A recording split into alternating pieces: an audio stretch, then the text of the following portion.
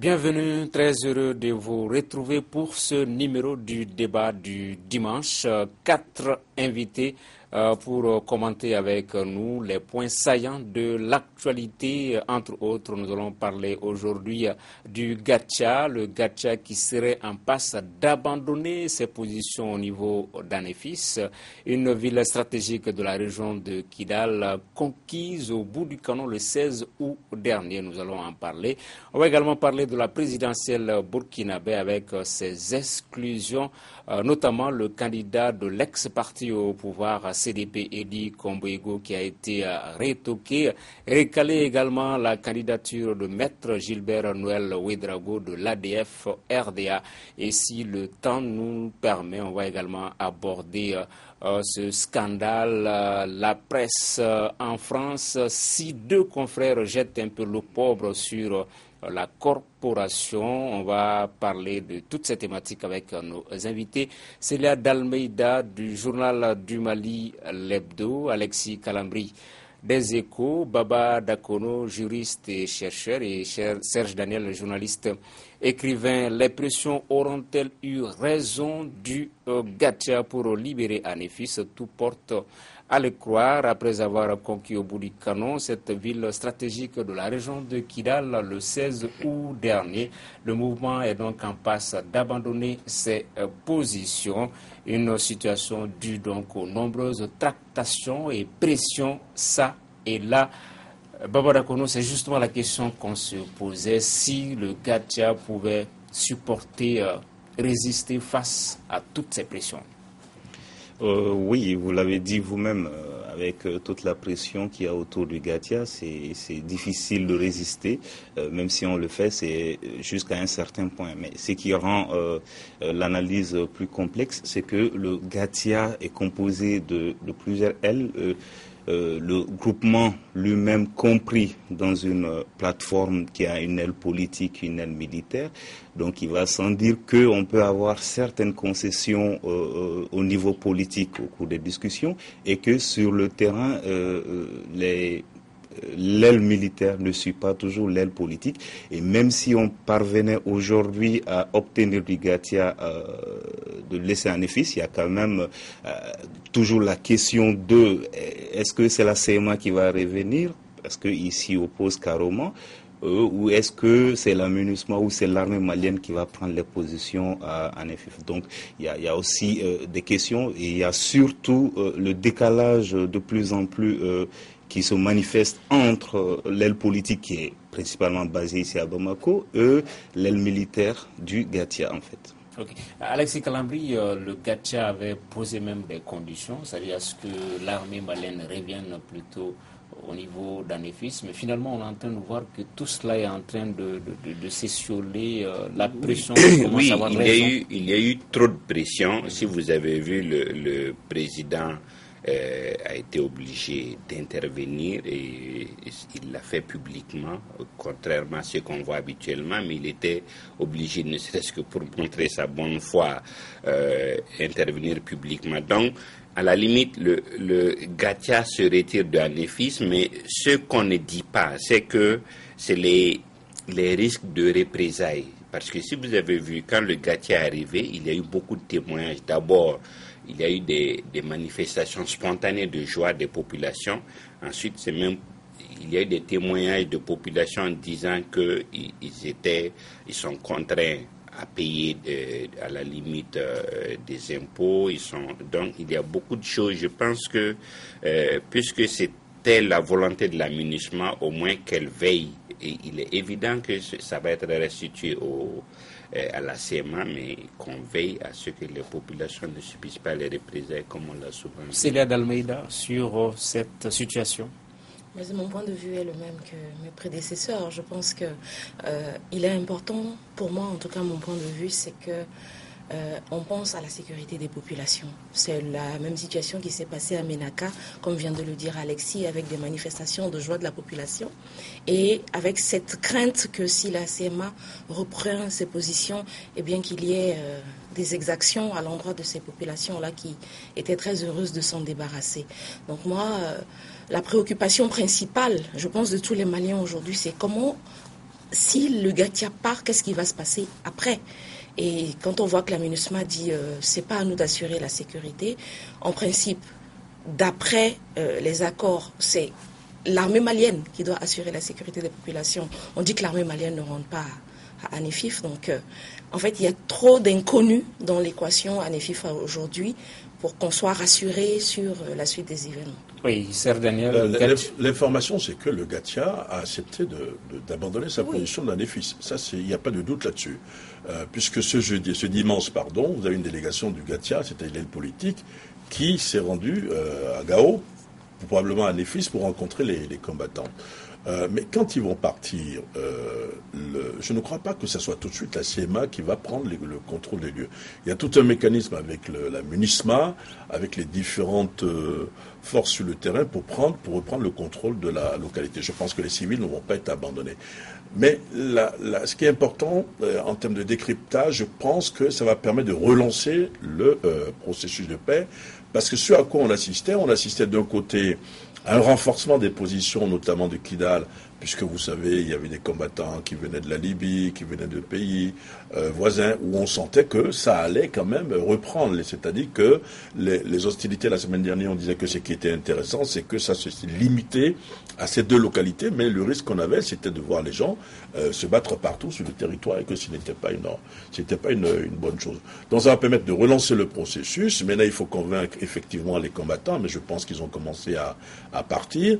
Mais ce que je regrette, c'est qu'il n'y a pas un mécanisme pour empêcher ce genre de choses.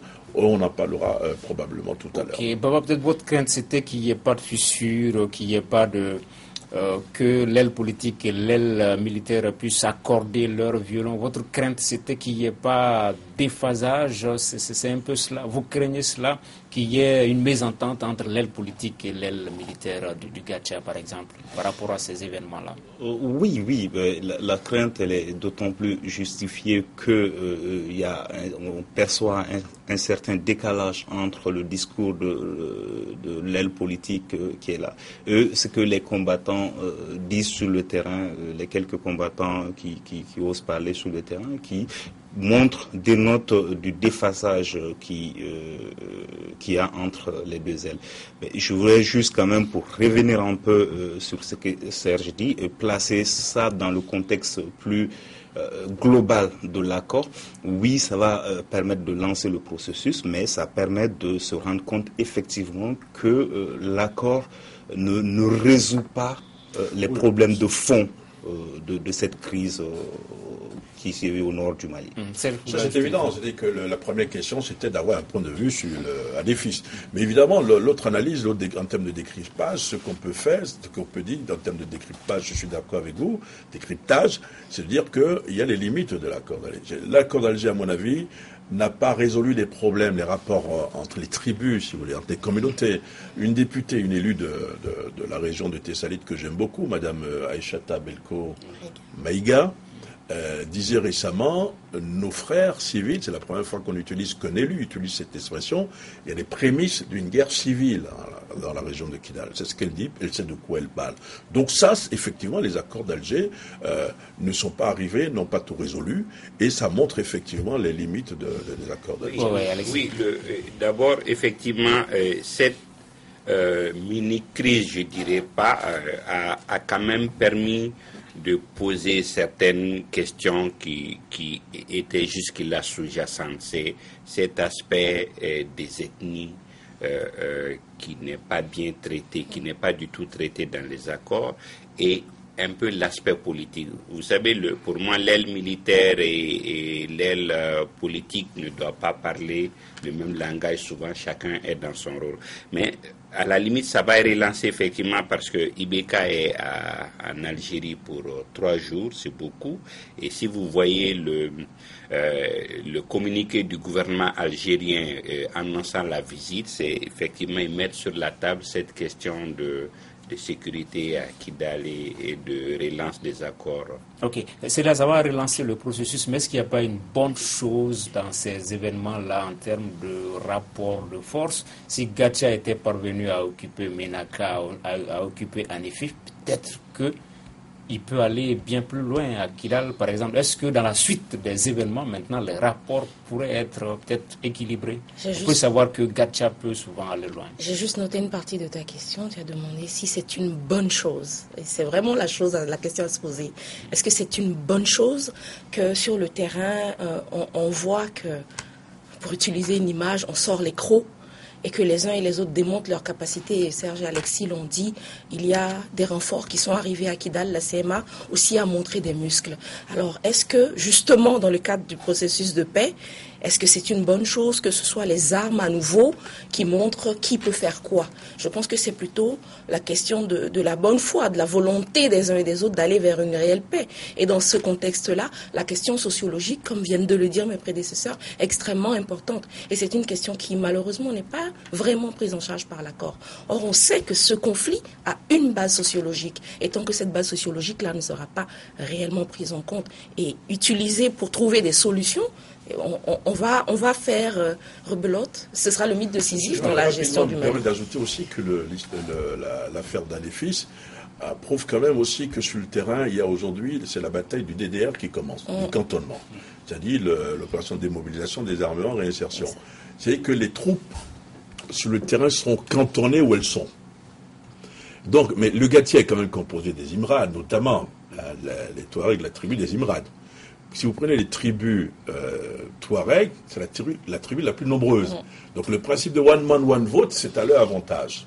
Mais ils se disent, mais quand on va faire le cantonnement, si nous ne sommes pas à côté de Kidal, qui est aussi notre ville, qu'est-ce qu'on devient? Donc en allant à Néfis, il y avait probablement également ce calcul en disant, nous nous rapprochons de nos terres, des terres communes qu'on partage avec les autres. Ok, Baba. Oui, juste pour saisir, parce que Serge évoque la question de la démobilisation, c'est que c'est très important. On a souvent tendance à vite confondre, surtout auprès de l'opinion nationale, Gatia et force de défense régulière. Il faut quand même replacer Gatia dans son contexte, qui fait que Gatia est quand même un acteur armé. Donc, il ne faut pas qu'on l'oublie, un acteur armé non étatique. Ok. Alexis, peut-être il faut aller vite pour ne pas tomber dans le scénario des accords précédents. L'accord préliminaire de Ouaga, par exemple, qui préconisait 60 jours après le cantonnement, le désarmement, et même l'accord du dernier aussi ici à Bamako, préconise également à un échéancier à partir de 60 jours, à partir de 3 mois. Est-ce qu'il faut peut-être aller vite pour ne pas tomber? Non, on espère réellement que de la rencontre d'Alger, on aura une visibilité. Si vous avez suivi le jeudi dernier les responsables de l'aménagement, à la limite, ils disent nous sommes prêts pour le volet DDR, mais il faut disons, le retour de la quiétude, il faut. Donc, je pense qu'on a besoin d'une visibilité dans le calendrier. Ça a traîné, on l'a souvent déploré, en tout cas du fait de l'État. Maintenant, le jeu se clarifie à beaucoup de niveaux. Ibeka, lors de sa tournée dans la région de Sikasso, a reconnu que nous sommes dans les capacités de payer des armements pour l'armée. Nous sommes dans les capacités de faire beaucoup de choses qu'on aurait voulu dues à des raisons et d'autres. Donc, la solution maintenant, c'est vraiment de travailler à la paix et d'avoir un calendrier qu'on peut maîtriser. Ok, il y a eu une troublante coïncidence cette semaine. C'était la démission, sinon le retrait du numéro 2 de la MINUSMA, et lors de la conférence de presse, on pensait que c'était dû un peu à Anefif, mais les journalistes sont un peu restés sur leur faim par rapport à ça. Elle était un peu troublante, la coïncidence. Non, mais la MINUSMA a sa version. M. Akodjenou est arrivé en fin de contrat, M. Akodjenou s'en va. Voilà. Tout simplement. Oui, je partage votre point de vue parce que je connais un peu le dossier. Il a fait valoir ses droits à la retraite. Bon, mais c'est vrai que dans le contexte où il connaît... Il pouvait partir 6 mois avant. Ou 6 mois après. Parce que c'est quelqu'un effectivement qui connaît très bien le Mali. Il y a une dizaine d'années, il était là comme patron du ACR. Et puis c'est quand même la locomotive au sein un peu de la MINUSMA des négociations puisqu'il est chargé du volet politique. Je pense que il va se reposer un peu, mais vous savez, les diplomates onusiens ne se reposent jamais. Peut-être qu'on va le revoir quelque part d'autre. Ok. Baba Dakono, est-ce qu'il faut se placer dans le caractère irréversible de la paix? Sur ce plateau, on a eu souvent à critiquer l'accord en certains points. Est-ce que désormais, il faut se dire aujourd'hui, le processus de paix, il est irréversible? Il n'y a pas question de faire marche arrière par rapport aux perspectives dans cette question du Nord? On a été dans le processus, on y est. Donc l'irréversibilité, il va de soi, mais il y a quand même certaines dispositions qu'il faut prendre pour accompagner ce processus. Je crois qu'une très grande partie de l'opinion nationale réclame des concertations, parce qu'au départ, l'idée c'était quand même d'avoir une discussion inclusive. On a parlé tout à l'heure des aspects sociologiques.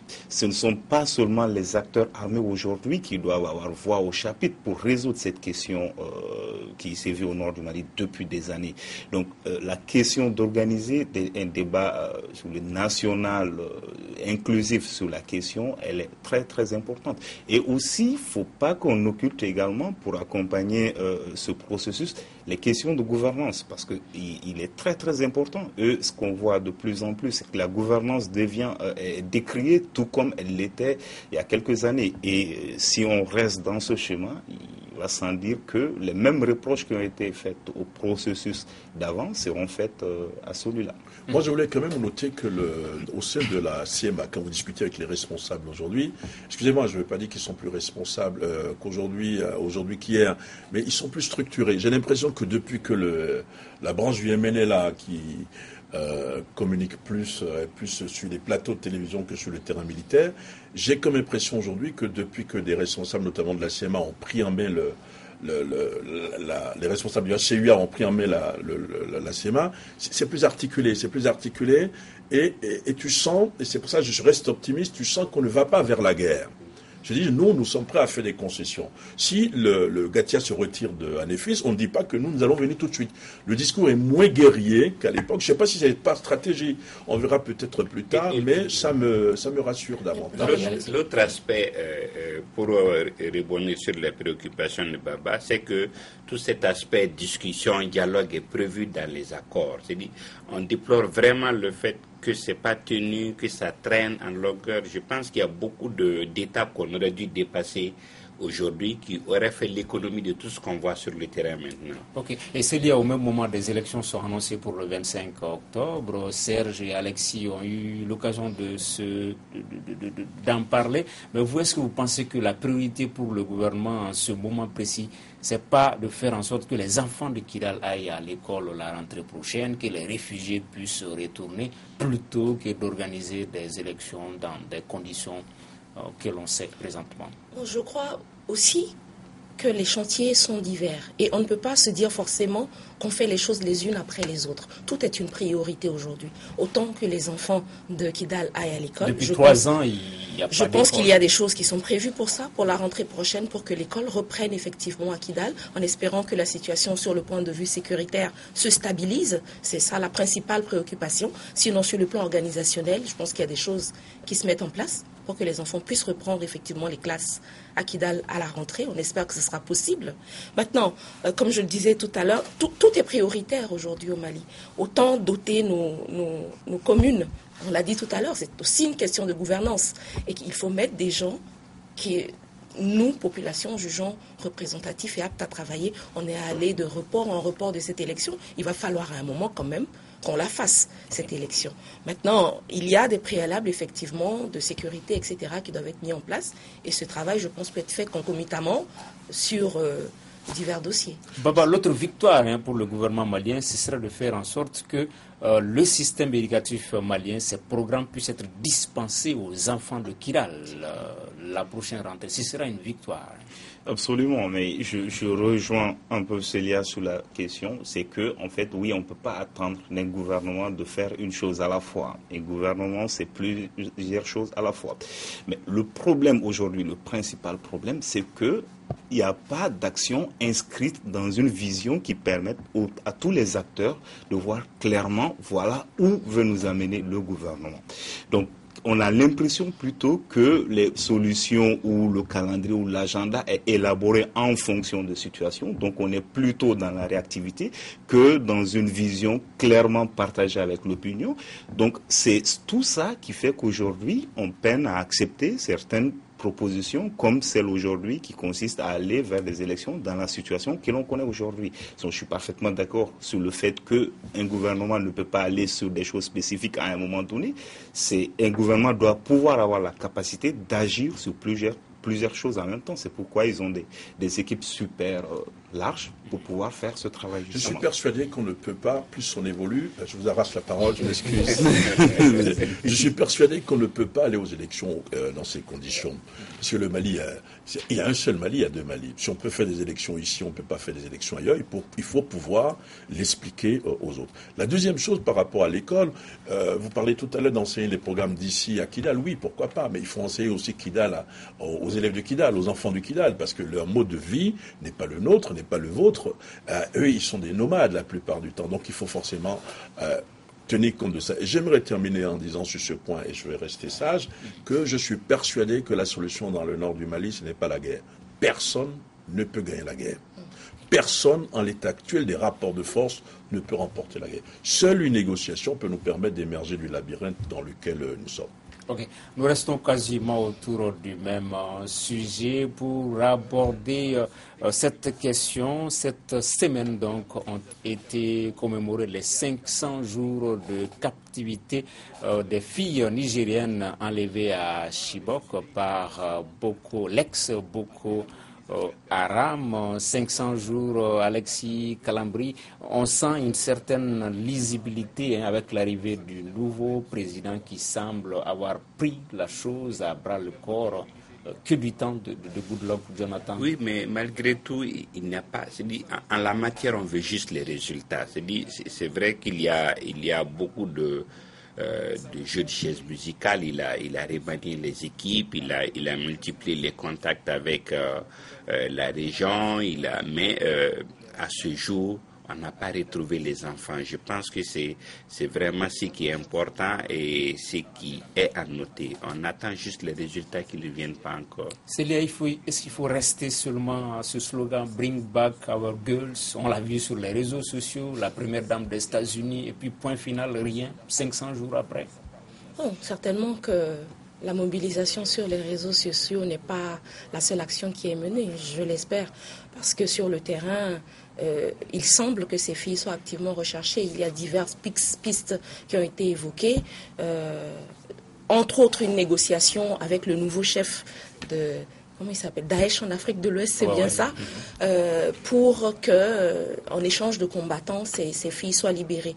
Maintenant, est-ce que ces filles sont toujours au Nigeria?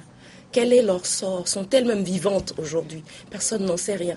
En fait, c'est cette mobilisation sur les réseaux sociaux et au Nigeria, parce que les réseaux sociaux, ça c'est nous autres, mais les familles de ces filles sont dans la rue quasi quotidiennement pour qu'on n'oublie pas leurs enfants. Et cette mobilisation a pour objectif justement de les garder vivantes, en quelque sorte, en espérant que leur sort s'améliore dans les jours à venir. Okay. Bouhari pourrait mieux faire dans la traque, dans la lutte contre l'ex-Boko Haram que son prédécesseur, Jonathan Goodluck? Dans la traque contre le terrorisme en général, parce que ce qui est extraordinaire avec le phénomène Boko Haram, c'est de constater qu'ils sont parvenus en fait, ils manipulent l'information, ils manipulent l'opinion internationale et sont parvenus à faire occulter tous les autres aspects du terrorisme qui sévissent dans le même Nigeria. On ne parle même plus d'Ansarou qui n'a pas disparu. Donc, Bouhari doit pouvoir le faire d'une manière générale et je pense que s'il continue sur la perspective d'aborder la lutte contre le terrorisme à partir des deux angles, de l'amélioration de la gouvernance, parce qu'il ne faut pas qu'on oublie les origines de Boko Haram et du terrorisme dans cette partie de l'Afrique en général. S'il continue sur cette lancée, ça peut fonctionner. Sur la question spécifique des 500 jeunes filles, c'est que ça laisse quand même croire que la coopération ou l'assistance apportée au Nigeria en la matière reste quand même dans le discours politique. Parce qu'avec tous les moyens dont disposent certaines puissances, que si la première dame avait convaincu, au lieu de nous convaincre du Bring Back Our Girl, avait convaincu l'homme le plus puissant de la Terre, Obama, de s'investir personnellement aux côtés du Nigeria dans la recherche de ces filles, on aurait pu quand même trouver quelques réponses. 500 jeunes filles ne peuvent pas disparaître comme ça de la Terre pendant toute cette période. La première remarque, c'est de dire que le président Buhari avait probablement sous-estimé la situation en venant, en disant oui, mon prédécesseur n'a rien fait, moi quand je vais venir. Alors c'est vrai qu'il a posé des actes. Quand il est venu, il a tout de suite pris le contrôle de la situation en disant c'est le Nigeria qui va diriger les forces régionales. Ensuite, il a liquidé, il a coupé toutes les têtes au sein de l'armée, la hiérarchie militaire, etc. Ça ne suffit pas. Donc à mon avis, il a sous-estimé le problème, il pensait que ce serait quelque chose de facile. Maintenant, c'est aussi, et là je partage votre avis, la communauté internationale qui est en partie responsable parce que il n'y a pas eu ce soutien qu'on attendait. Imaginez, pour attaquer l'Irak, les États-Unis d'Amérique étaient tout à fait prêts, tout de suite pour attaquer l'Irak, en déployant de grands moyens, mais pour sauver 500 personnes, les Américains qui ont des satellites un peu partout ne vont pas sur le terrain pour aider quand même le Nigeria, pour aider la sous-région. Est-ce que c'est parce qu'ils ont peur que les terroristes se mettent à attaquer les citoyens américains? Pourquoi ça se fait comme ça? C'est quand même quelque chose qu'on peut regretter. Oui, est-ce que le Nigeria veut qu'on l'aide? Ah oui, je pense. Oui, cette question s'est posée un moment, mais maintenant oui. Et à la limite, ce que Buhari a peut-être réussi, qui est quand même un bon début, c'est que à l'intérieur déjà, au moins, on est en train de pouvoir identifier des financiers de Boko Haram. Et ça les financiers sont à l'extérieur aussi, Alexis, quand même. À l'intérieur, on en a trouvé. Sinon, Baba, le plus tranchant semble être le président tchadien qui a même promis d'ici à la fin de l'année de vaincre Boko Haram. Pas plus tard qu'hier, il a exécuté 10 terroristes de Boko Haram. Au lendemain du prononcé de la sanction, c'est quand même c'est un message. Oui, en fait, le président tchadien s'est préparé à la situation. Les moyens qu'il avait prévus pour faire face à la situation semblent donner jusque-là des résultats. Donc, ce qui est à son mérite, on ne va pas le refuser. Mais président quand même qui est souvent dans le fait d'annonce et dans la stratégie, parce qu'il y a quand même une certaine forme il y a certains enjeux géostratégiques dans la région où se trouve le Tchad. Donc, certaines annonces ou certaines actions participent plus de cette stratégie que dans la lutte véritable contre Boko Haram. Troisième thème de l'émission avec la présidentielle burkinabé, 22 appelés mais 16 retenus, et sur les candidatures retoquées par le Conseil constitutionnel, celle d'Edi Komboigo. Edi Komboigo, le porte-étendard de l'ex-parti au pouvoir, le CDP, retoqué également la candidature de maître Gilbert Noël Ouédraogo de l'ADF RDA. Babarakono, on le voit, le Conseil constitutionnel a presque embouché la même trompette que le CNT il y a quelques mois, le Conseil national de transition. Oui, qui pose... On dirait des vases communicants. Oui, qui pose vraiment la question qui revient très souvent au cours des discussions sur des sujets de ce genre, c'est qu'aujourd'hui en Afrique, on a vraiment besoin, parce qu'on a souvent répété qu'il faut une institution qui ait le dernier mot. Donc il faudrait que cette institution puisse être effectivement indépendante et que ce soit une institution qui ne subit pas l'influence politique et que l'indépendance qui est consacrée dans l'esprit de la plupart de nos lois soit effective. Parce que, on le remarque, on a besoin aujourd'hui de cette institution qui se portera garante du bon fonctionnement de nos institutions et du respect par tous les acteurs.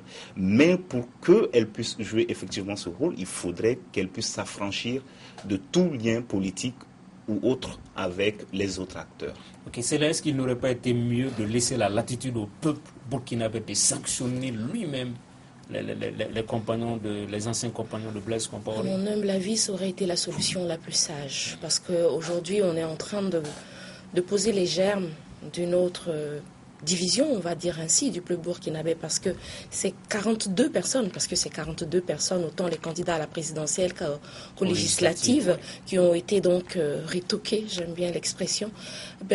Ce sont des gens qui ont des partisans qui ont des Burkinabés qui les soutiennent. Et ça aurait été effectivement plus judicieux, à mon entendement, de laisser les Burkinabés dire, justement, parce que vous avez soutenu Blaise Compaoré, à mon avis, ils n'ont pas été jugés pour haute trahison ou quoi que ce soit qui les rende inéligibles, que ce soit une décision politique qui décide que ces gens ne sont plus Burkinabés, parce qu'en fait, c'est ça. Tout Burkinabé, s'il n'a pas commis de délit, etc., a le droit de se présenter à une élection. Est-ce qu'on est en train de poser des conditions pour des situations difficiles dans le futur? Il y a un aspect qu'on ne doit pas négliger et qui est important de mon point de vue.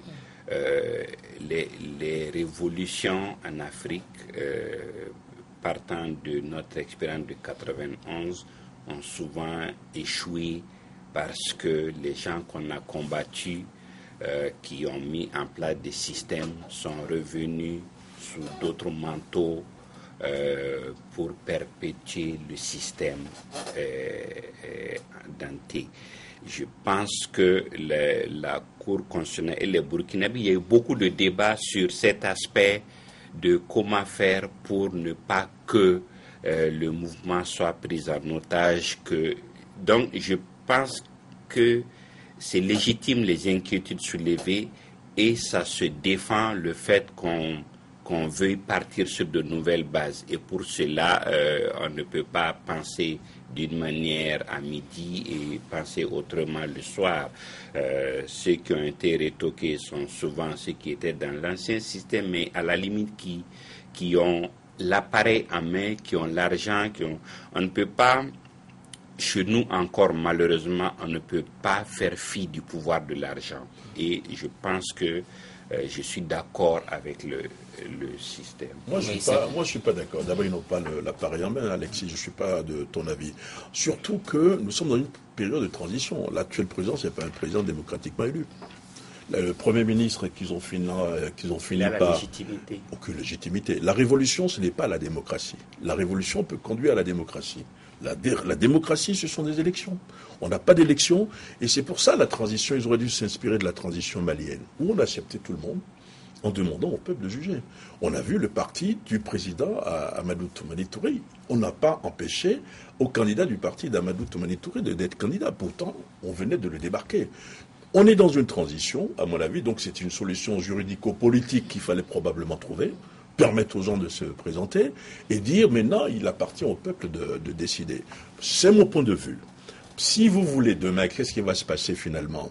Les partis politiques qui sont en compétition, les candidats qui sont en compétition vont chercher à grignoter sur l'électorat de l'être parti au pouvoir qui n'est plus au pouvoir. Ce n'est pas à la transition d'empêcher quelqu'un, à mon avis, d'être candidat. Mais la transition n'a pas empêché. Il y a eu... les institutions de la transition au Burkina Faso, parmi ces institutions, vous avez plusieurs institutions qui ne sont pas démocratiques, qui n'ont pas de légitimité, c'est-à-dire qui ne sont pas des institutions légales. C'est à partir de la conférence nationale, il n'y a pas eu d'élection. Un président de la République doit être démocratiquement élu, ce n'est pas le cas. Okay. Et ça, je regrette cela. Oui, premièrement, la légitimité appartient au peuple qui souverainement a décidé du changement. Vous parlez comme ceux qui coupaient les têtes dans les années 1789. Non, vous parlez comme c'est injuste. Et deuxièmement, la Cour constitutionnelle burkinabé, disons, à la lumière de ce qui avait été décidé par la Cour de justice de la CEDEAO, a souverainement pris la décision. Donc je pense que on peut croire qu'il n'y a aucune malice derrière, qu'il n'y a aucun aiguillage politique derrière et que c'est conforme à la Constitution. Oui, Baba. Sur le dernier propos, par contre, la décision du Conseil constitutionnel de Burkina va à l'encontre de la décision de la Cour de la CEDEAO. Pas sur tous les plans. Sur le plan principal qui est aujourd'hui que le principe démocratique ne veut pas qu'on exclue des gens. On ne restreint pas le choix des populations. C'est un principe démocratique. Je comprends très bien Alexis parce que son candidat était assez fort. Okay. Mais ce que je voulais quand même dire, c'est que je suis en principe d'accord avec Alexis sur les deux premiers points, sur le fait qu'il est important aujourd'hui qu'on puisse intégrer dans les révolutions que quand on fait une révolution, on l'assume. Le Burkina a d'ailleurs de très bons exemples en la matière, à la personne par exemple de Thomas Sankara qui a fait sa révolution, qui a eu le courage de l'assumer. eux, ils ont fait la révolution et ils ont laissé d'autres personnes porter cette révolution. Et aujourd'hui, ils veulent revenir pour dire non, on n'est pas d'accord avec si. Il fallait s'assumer. Et c'est un paramètre qu'on doit intégrer dans, je parle en général à la jeunesse africaine qui a tendance aujourd'hui à vouloir porter des révolutions. Et quand on la porte, on l'assume. Le second point est le fait que, oui, la puissance d'argent est très importante aujourd'hui dans les élections. Mais on ne peut pas trouver la solution en disant, oui, on exclut ces gens parce qu'ils ont eu beaucoup d'argent. On va alors exclure les grands commerçants, les hommes d'affaires. Djibril Bassolé a beaucoup d'argent aussi. Oui, mais il est passé. Donc, en fait, il faut trouver la solution dans la loi. Donc, nos systèmes électoraux doivent fonctionner de telle sorte que l'argent ait peu de place. Ce sont les réformes qui doivent s'imposer à nos systèmes électoraux aujourd'hui. Mais valable ailleurs. Ailleurs, partout. Voilà. Est-ce que le Conseil constitutionnel ne prête pas le flanc à ceux qui pensent qu'il y a eu du 2 poids 2 mesures en validant en revanche la candidature de Djibril Bassolé qui a été chef de la diplomatie burkinabé jusqu'au 31 octobre? On n'a rien contre lui. À mon avis, vous savez, même si ce n'était pas député. Vous savez, si dans un pays comme le Mali, ou après, par exemple, le départ d'ATT, si on voulait éliminer tous ceux qui ont travaillé avec ATT, il n'y aurait plus de président, il n'y aurait plus de ministre, il n'y aurait plus de fonctionnaires. Donc il faut arrêter ça à un moment. Justement, le fait que la candidature de Bassolé ait été acceptée est la preuve que à la limite, on a suivi à peu près les résolutions de la CEDEAO et qu'il n'y a pas de chasse aux sorcières. Moi, je pense que c'est plutôt une question de carnet d'adresse. Parce que, comme je vous l'ai dit, ils sont allés à l'encontre de la décision de la CEDEAO. La transition aujourd'hui ne peut pas organiser ces élections seule. Elle a besoin de soutien. Bassolé a un important carnet d'adresse. Ils ont soufflé le chaud et le froid. Maintenant, quel était le mandat de la transition? C'est réussir les élections. Oui. Et sur ce plan, je pense qu'ils ont à assainir le paysage politique. Assainir le paysage politique. Encore, je reviens sur la question juridique. C'est-à-dire qu'on exclut des gens parce qu'ils ont soutenu Blaise Compaoré. C'est difficile parce qu'il y a peut-être 20%, 30% des Burkinabés qui ont soutenu Blaise Compaoré. Donc ces gens, on considère qu'ils ne sont plus Burkinabés. Voilà, c'est quand même extraordinaire. S'ils avaient été jugés, par exemple, en disant, bon voilà, vous avez fait ci, vous avez fait tirer sur les gens, etc. Donc à partir de là, vous n'êtes plus éligible, d'accord. Mais que ce soit des gens qui s'asseyent à une réunion et qui disent, bon vous voilà, à partir d'aujourd'hui, on a l'impression qu'ils ont peur en se disant... Le parti de Blaise risque de gagner et Blaise risque de revenir. Et de revenir, mais voilà. ça veut dire qu'il est encore populaire quelque part en ce moment-là. Okay. La réalisation me fait signe qu'on a 3-4 minutes pour conclure l'émission. On va donc faire un tour de table sur cette affaire en France. Éric Laurent et Catherine Grassi ont-ils tenté de faire chanter le roi Mohamed VI du Maroc? Ils viennent en tout cas d'être inculpés par la justice française de chantage et d'extorsion de fonds. Nous écoutons rapidement ici quelques réactions de l'une et l'autre partie. La police veut un vrai flagrant délit et donc va organiser un certain nombre de rencontres entre le représentant du royaume et M. Laurent. Le représentant leur donne de l'argent et ils signent un contrat au terme duquel ils s'engagent à ne pas publier leur feuille de chou. Ce qu'on peut dire en tout cas, c'est que le Maroc a des comptes à régler avec Catherine Grassier. Voilà. Donc vous en tirez les conclusions que vous souhaitez. Pour l'instant, je ne dis pas autre chose, j'ai pas accès à la procédure. Voilà. Mais en tout cas, il y a un passif assez lourd entre la personne qui a déposé plainte et la personne qui est entendue aujourd'hui dans les locaux de la BRDP. Célia Dalveda, journaliste, ça fait quoi? Le Maroc a des comptes à régler avec vous et vous vous mettez dans une situation, le Maroc peut vous taper dessus. C'est compliqué. C'est-à-dire que la preuve est faite que nos confrères, malheureusement, ont été les premiers à aller vers leurs clients. Donc voilà, ils se sont mis eux-mêmes dans une situation et donné le bâton pour qu'on les tape. C'est aussi simple que ça. Maintenant, crier au complot, au piège, etc. Bon, il y a une situation qu'ils ont créée eux-mêmes. Et ce qui me fait un peu mal dans cette histoire, c'est que ce sont des gens qui sont reconnus dans la profession. Ce sont des gens qui sont des exemples pour la jeune génération qui se fourvoie dans ce genre d'affaires. Baba Dakono.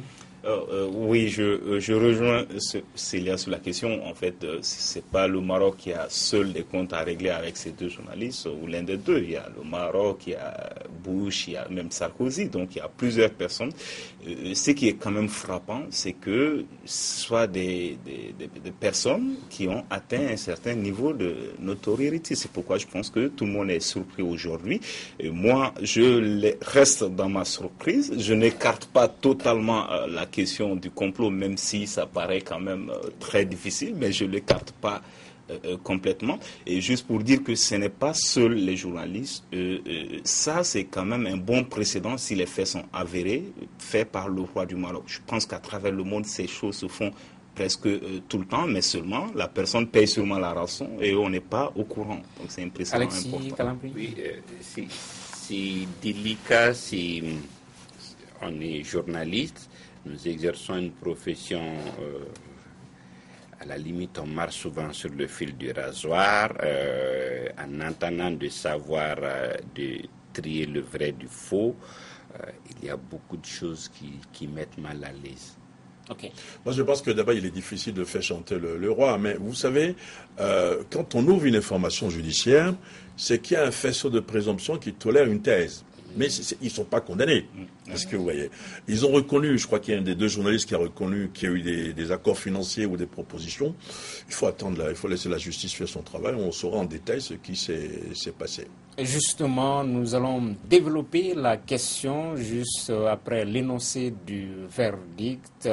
Et donc, c'est ce qui met fin à ce numéro du débat du dimanche. Merci de l'avoir suivi. Nos invités étaient Célia Dalmeida du Journal du Mali, l'Hebdo, Alexis Calambri des Échos, Baba Dakoro, juriste et chercheur, et Serge Daniel, journaliste écrivain. Merci de l'avoir suivi.